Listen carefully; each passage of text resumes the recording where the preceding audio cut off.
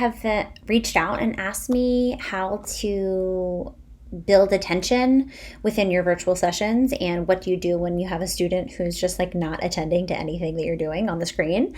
And so I wanted to go through some tricks that I have, some strategies to use that I found really successful. The first is to see these three little dots. Now this isn't going to work because I'm on a Zoom meeting by myself right now, but if there were a participant, it would work. And essentially you click on these three dots and there's an option called Hide Self-View.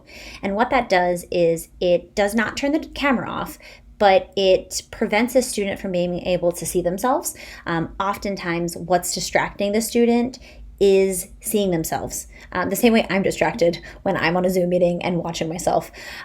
So that's the first step, is I work with parents to hide self-view so that kids can't see themselves. They can only see my face and whatever it is that I'm sharing on the screen. The second thing that I like to do is, you can see I'm on Google Chrome right now. So Chrome has a feature that you can mute the site.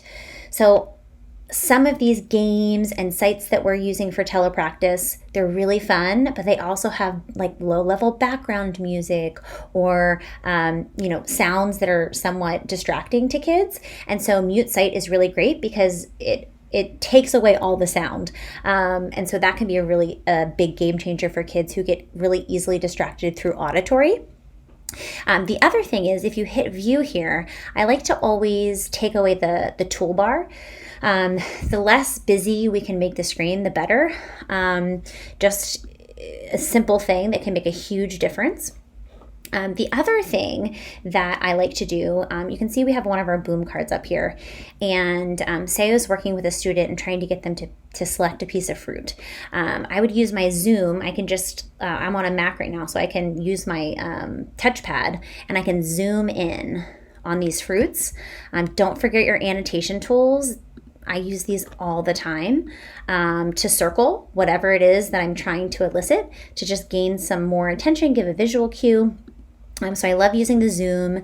Then we can, of course, zoom out. If I can figure out how to zoom out, there we go. The other thing I like to do is what I call blackout. So say you're working with a kid and it's just like super, super distracting. Like you can't get his attention. He keeps looking away. Oftentimes what I'll do is I'll change the color to black. I'll go to my draw feature right here. I'll start at the top and I'll literally black out the screen. And so this is just kind of like a reset. It's like, hey, remember me? Like we're doing something here. You can easily use the undo and redo button, which is really nice to toggle back and forth in between.